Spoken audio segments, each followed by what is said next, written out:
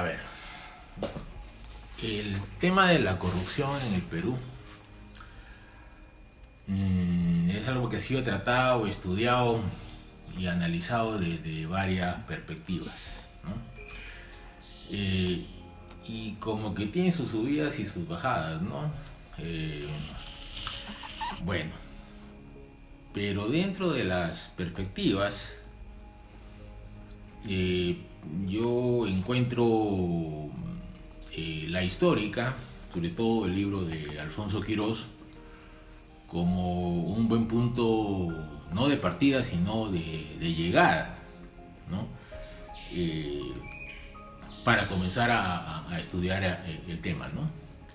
La antropología cultural también se combina con esta perspectiva histórica y nos refuerza la idea de que hay una construcción histórica, estructural, de un Estado hecho para la corrupción, ¿no?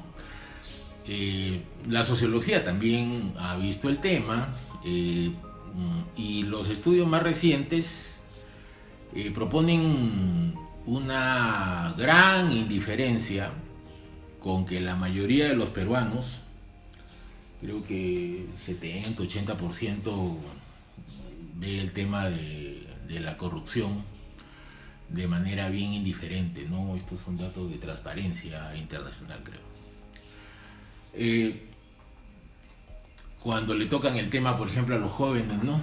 Y dicen que hay un montón de plata comprometida y que con eso se podrían hacer una serie de escuelas y todo eso.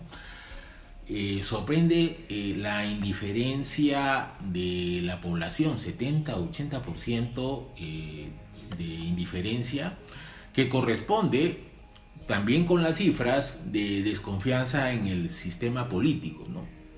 También hay 70-80% de desconfianza en el sistema político.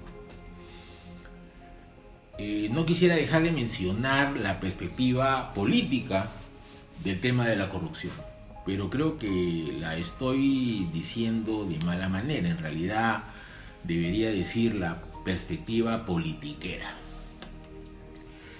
¿Qué es la que vemos realmente? En realidad el tema de la corrupción es utilizado políticamente. O sea, es una herramienta para acusar al adversario político y deslegitimarlo, ¿no? Todo eso con el apoyo de los medios de comunicación, ¿no? Y al hacerlo, dejan entender, porque no lo dicen, que el político ese no es corrupto, o en todo caso, sabiendo que hay desconfianza de la población por las cifras anteriormente dichas de la desconfianza de la población, ¿no? Manifiestan que uno es menos corrupto que el otro, ¿no?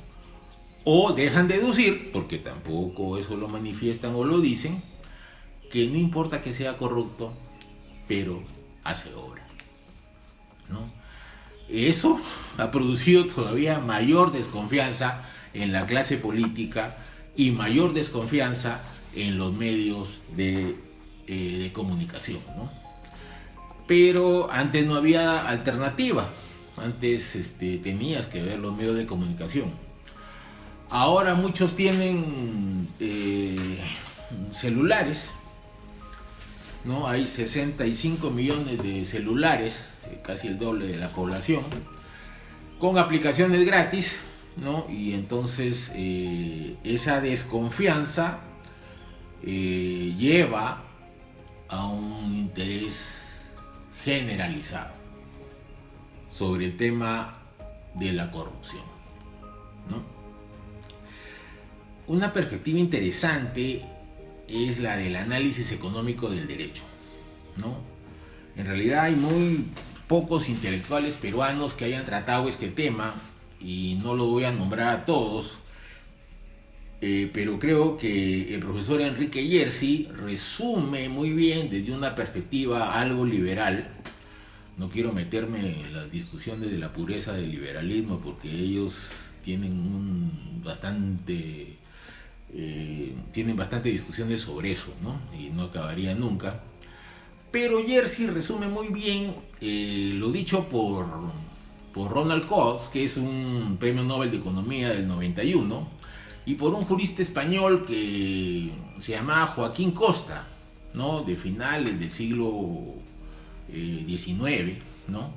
En estas palabras, ¿no? Así para hacerla más chica, la ley cuesta, no es gratis. Y cuando cuesta, cuesta más al pobre, ¿no? Además, la ley es asimétrica, porque el costo de la ley es el costo de cumplir, el costo de oportunidad de cumplir con la ley. Y ese costo de oportunidad es diferente para cada persona, es subjetivo. Por último, la idea central que resume Jersey respecto a la corrupción es que el acto corrupto sucede cuando el costo de cumplir la ley es más alto que el costo de no cumplirla, ¿no?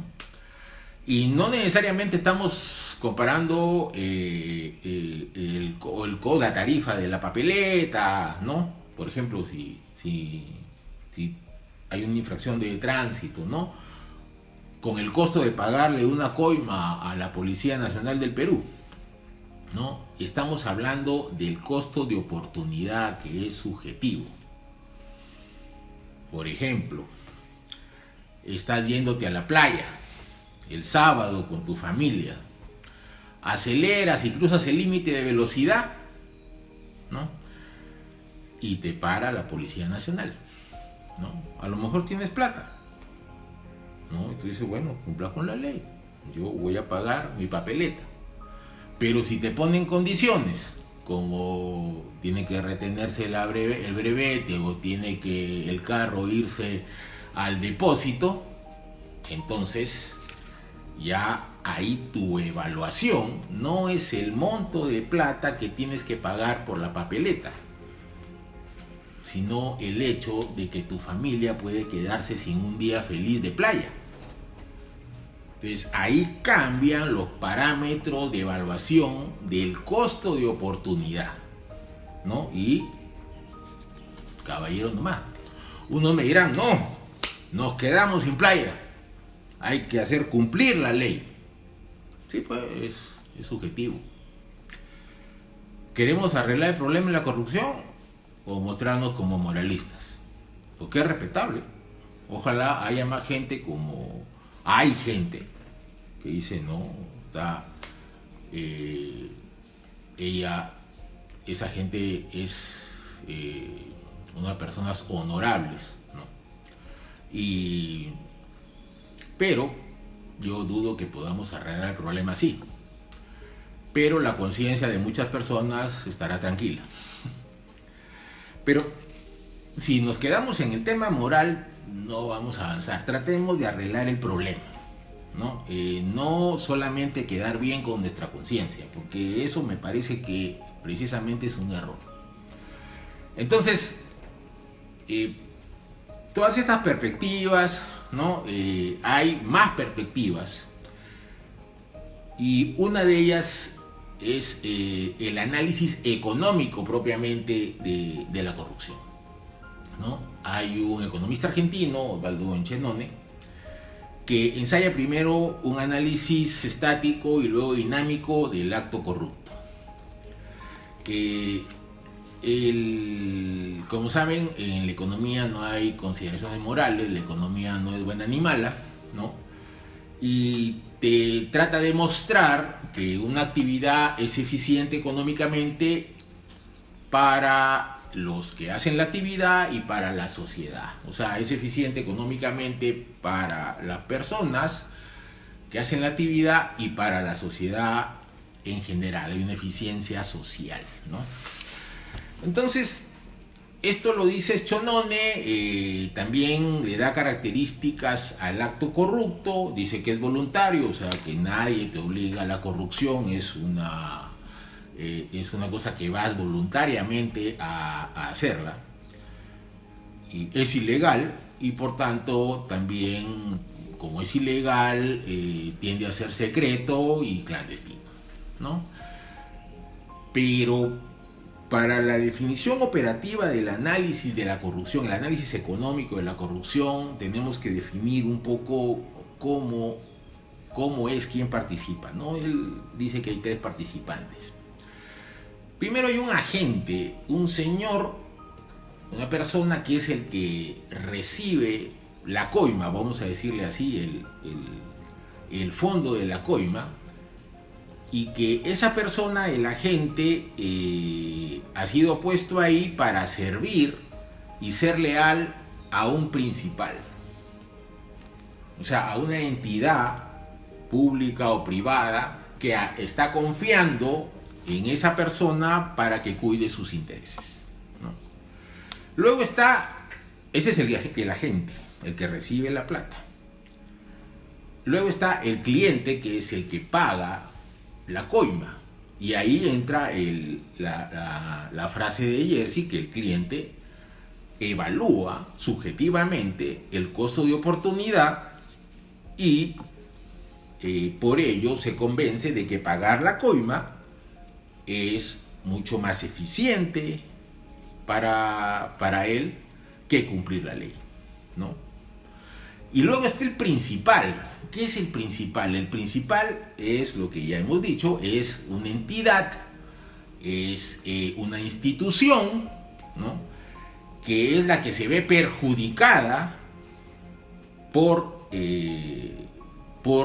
la coima, ¿no? Porque esa coima, ese monto de coima, ese monto de corrupción, erosiona su tesoro, su propiedad, su capital, ¿no? Entonces ya tenemos las características, tenemos los elementos, los participantes, ¿no?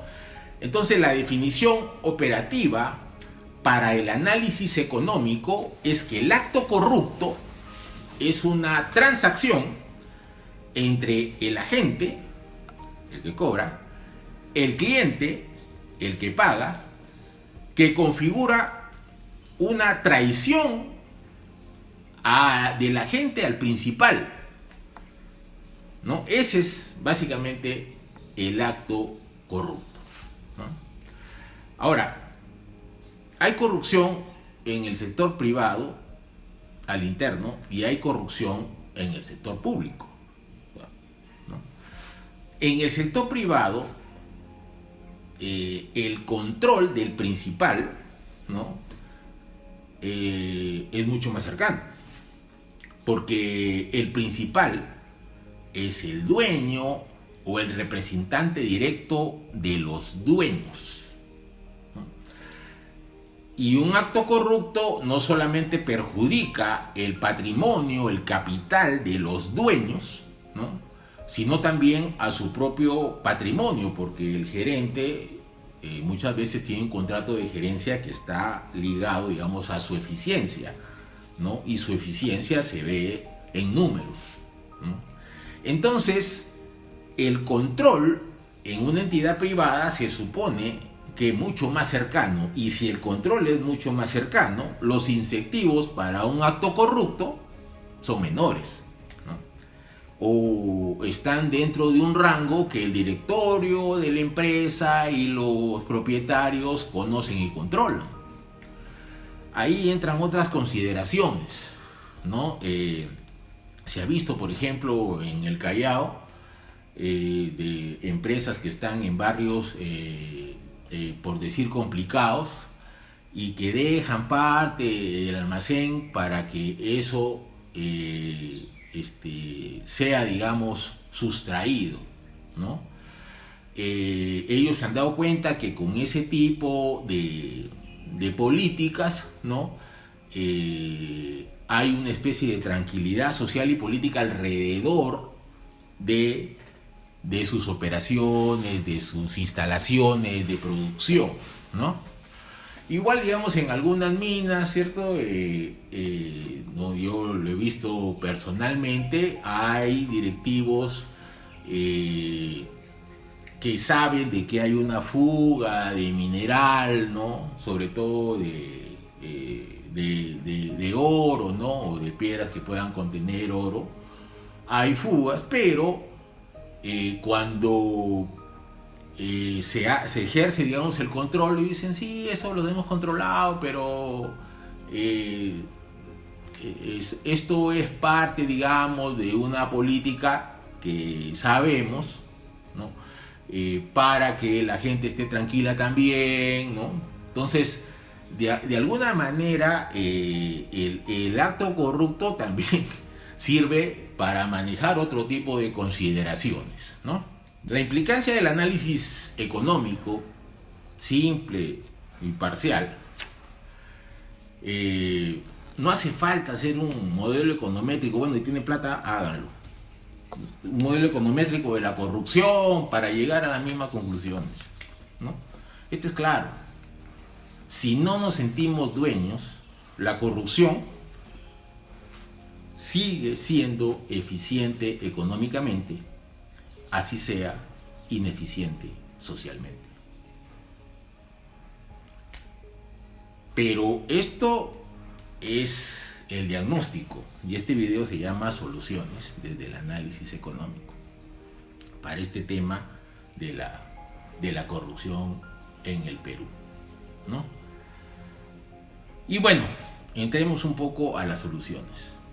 Hay una primera del lado liberal, ¿no? Ellos la tienen clara, ¿no? Para reducir la corrupción hay que reducir el costo de la legalidad, ¿no? La estructura legal es compleja, enrevesada, está hecha precisamente para eso, para que haya más grietas que permitan una lógica corrupta, ¿no? Y por ello la posibilidad de reducir, ¿no?, esa estructura y hacerla más simple, más fácil, más rápida de cumplir, reduciría la posibilidad de corrupción y aumentaría la posibilidad de inversiones y transacciones, mejorando el crecimiento. Muy bien. ¿Cómo lo hacemos? ¿No? No tenemos gobiernos autoritarios, tampoco es la idea, ¿no? Ni gobiernos tan fuertes y legítimos para cambiar la estructura legal costosa que se ha venido construyendo desde hace bastantes años. Porque la idea de cambiar esa estructura es en democracia, ¿no? El profesor Jersey, citándolo nuevamente, dice que los cambios evolutivos de la sociedad no los hacen los poderes, sino los hacen los desadaptados, ¿no? No los adaptados. Ellos defienden el statu quo, ¿no? Ok, esa es la cancha. Para mejorar esto hay que jugar a la peruana, que no es la violencia. Los peruanos jugamos creando, como lo decía la Mauta María Trío, ¿no? Entonces vamos a entrar a ese tipo de soluciones. Desde el punto de vista también legal, la solución es más controles y mayor criminalización de los actos corruptos. No lo sé. Mayor complejidad normativa no reduce necesariamente el nivel de corrupción. Es más, cuando el Estado tiene presión de poderes fácticos acostumbrados a un mercantilismo histórico, yo no juzgo, esa es la cancha. Puede darse el caso, y se ha dado, que tú eres un corrupto, pero cumple la ley. Y darte el lujo de decir, demuéstrenlo pues.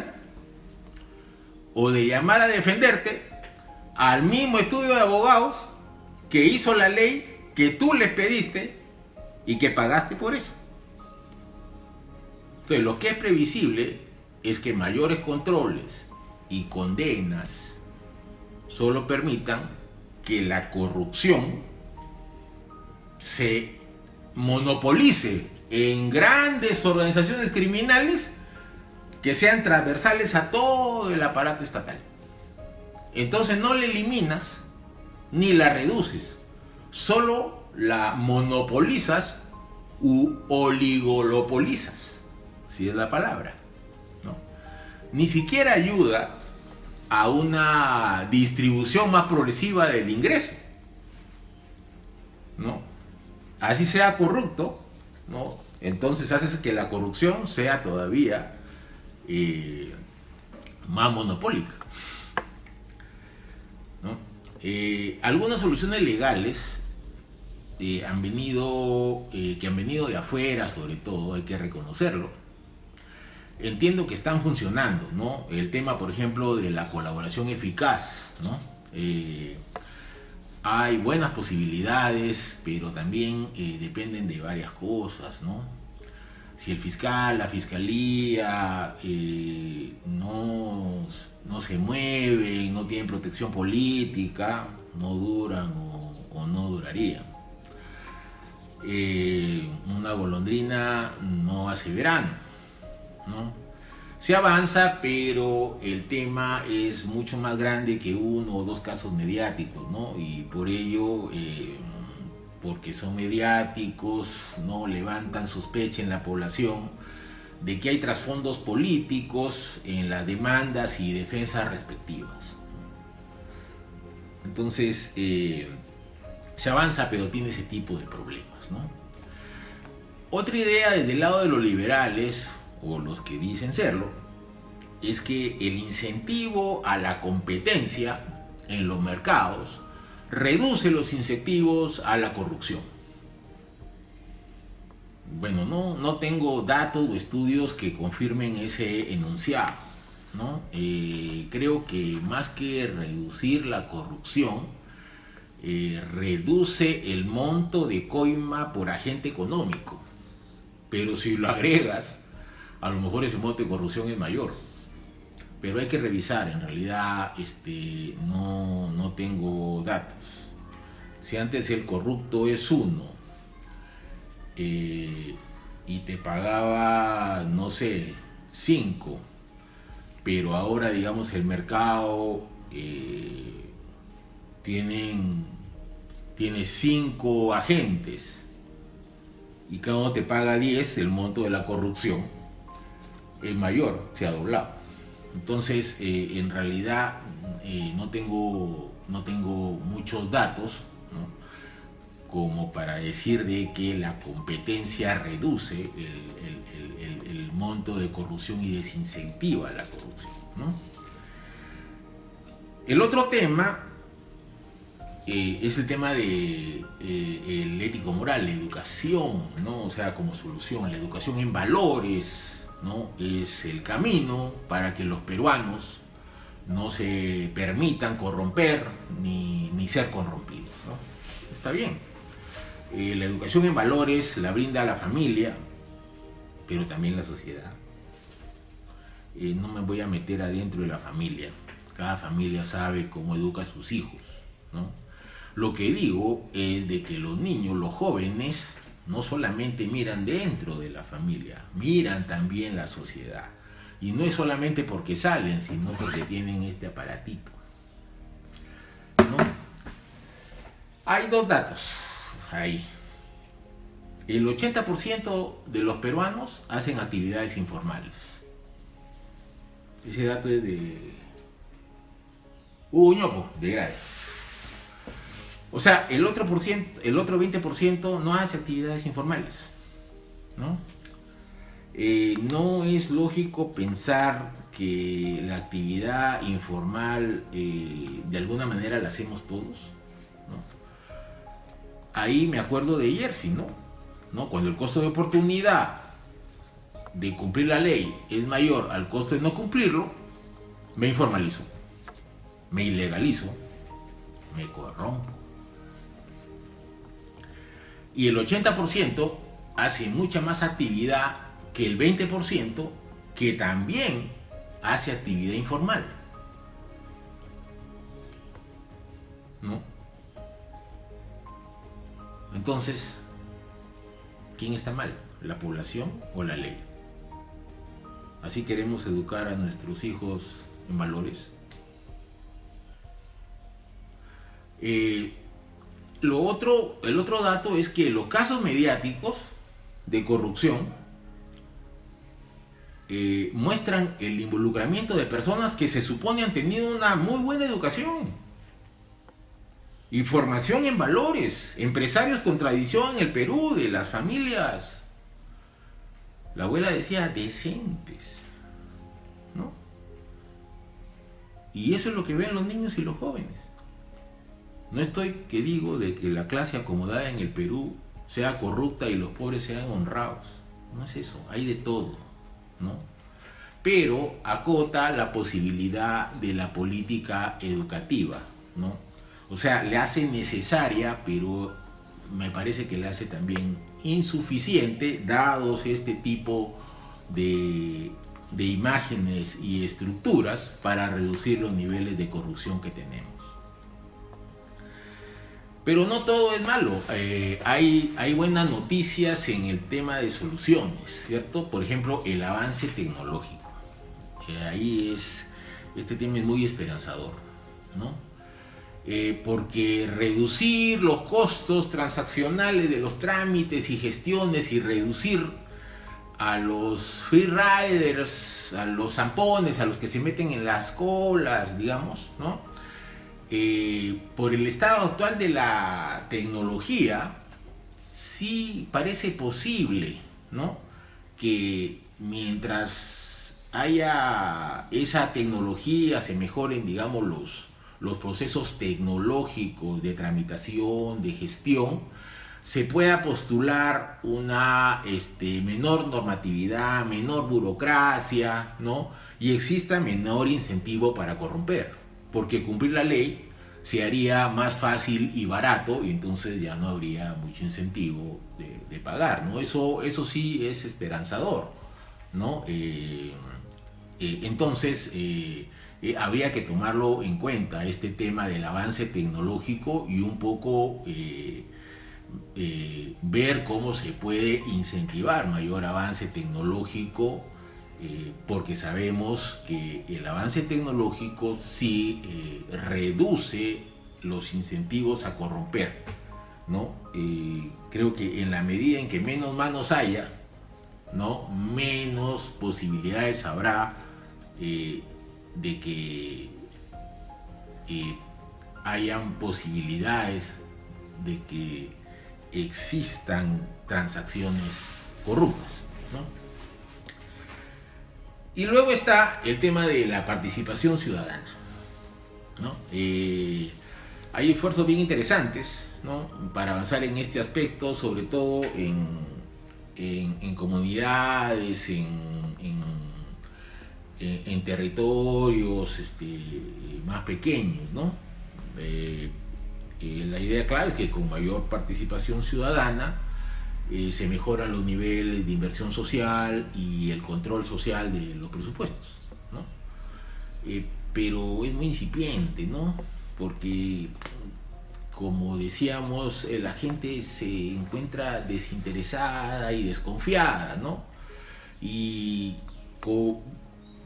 bueno, se ha visto, eso también se puede discutir y estudiar más, ¿no?, que se arranca con los procesos de participación ciudadana, con bastante participación en las asambleas y todo, pero luego ya siguen las reuniones y va dejando de ir la gente, y entonces a veces solamente se quedan algunos dirigentes, y existe la posibilidad de que esos dirigentes sean captados por los otros dirigentes que sí controlan el presupuesto, y los procesos de participación ciudadana sirven de manera contraproducente para legitimar actos de corrupción, ¿no? Entonces, pues sí, se hizo dentro del proceso de participación ciudadana, pero la gente no participó, ¿no?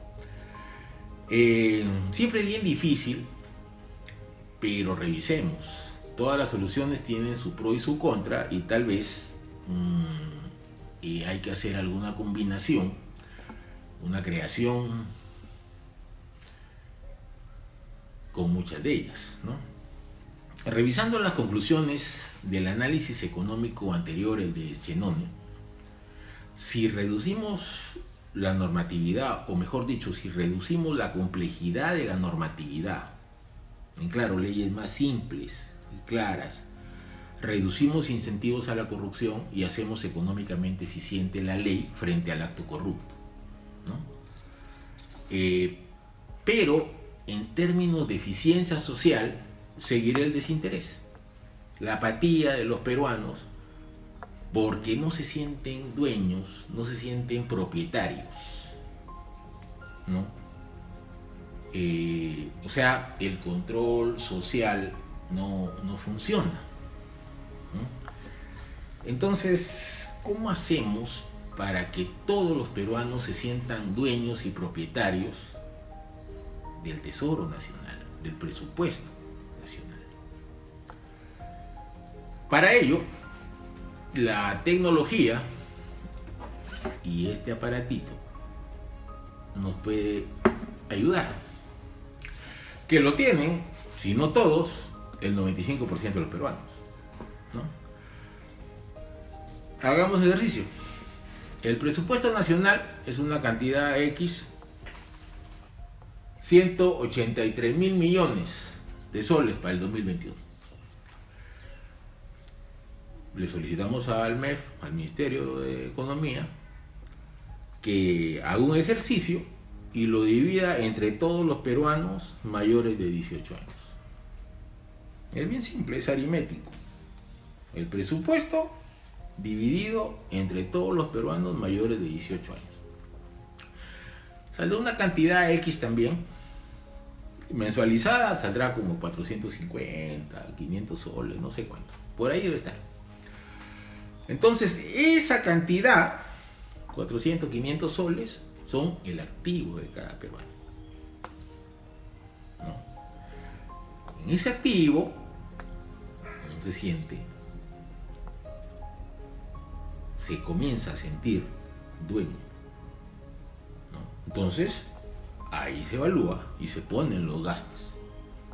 De los 500, ¿cuántos soles van a ministerios? ¿Cuántos soles van a educación? ¿Cuántos soles van a salud? ¿Cuántos soles son asignados al gobierno regional? ¿Cuánto se gasta en política social? ¿Cuánto se gasta en defensa? ¿Cuánto se gasta en programas sociales, pensión 65, beca 18, todo? Y se pone, ¿no? 1,5 soles se gasta en esto, 2 soles en esto, 3 soles en esto. Entonces lo haces un poco más cercano a toda la población. Y lo puedes hacer mandando este aparatito por mensajes, nada más, ¿no? Y entonces con eso le brindas tecnológicamente la capacidad para preguntarse por qué hay esos ingresos y por qué se gasta como se gasta, ¿no? Y la alternativa es que la plata la pongan en una cuenta para cada peruano. Ahí es posible que sucedan muchas cosas, ¿no? Pero creo que esas cosas deben suceder para ordenarnos, para comprendernos, para unirnos y para sentirnos dueños. No solo eso, también servirá para que todos los peruanos se pregunten por qué el presupuesto no es más.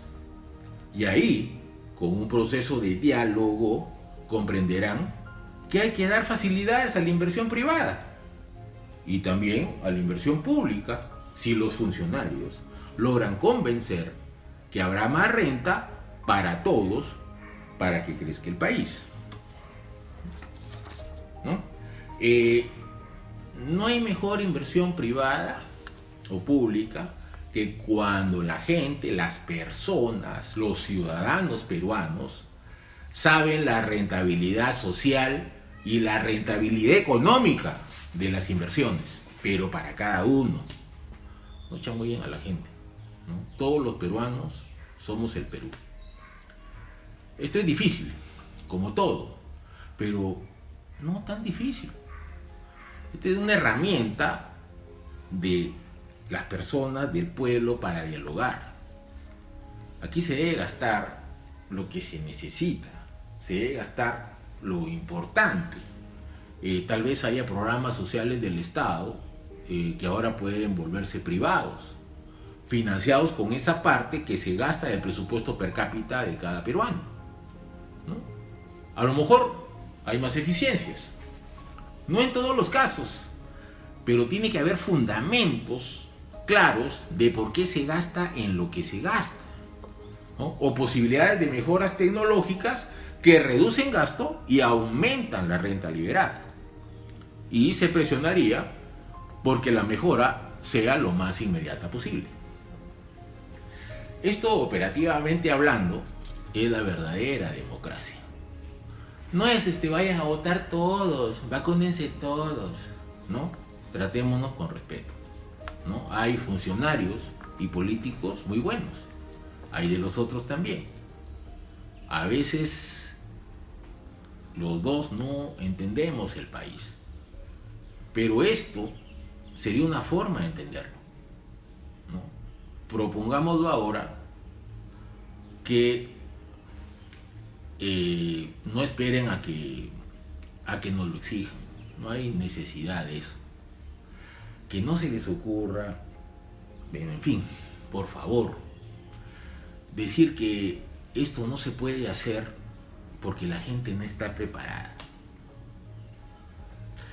Si piensan así, o si piensas así, te sugiero pensar al revés. Piensa que tú no estás preparado para sugerir, convencer a la gente. Me resuena mucho la frase de Miguel de Unamuno en su famoso discurso en la Universidad de Salamanca, ¿no? Cuando le dijo ahí al auditorio que estaba, digamos, en el conflicto previo a la Guerra Civil Española, ¿no? Y habían posiciones bien totalitarias, ¿no? Unamuno dijo: podéis vencernos, pero no convencernos, ¿no? Si no conocemos, si no sabemos, ¿no? Sugieran, debatan, convenzan. El Perú será un gran acuerdo o se reventará a pedazos.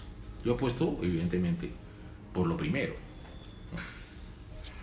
Y por último, el profesor Michael Sandel, un catedrático de Harvard, propone y predice que una economía de mercado va creando una sociedad de mercado. Entonces todo comienza a transarse.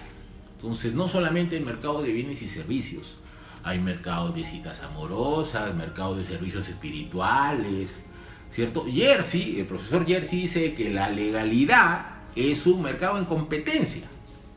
¿Ok?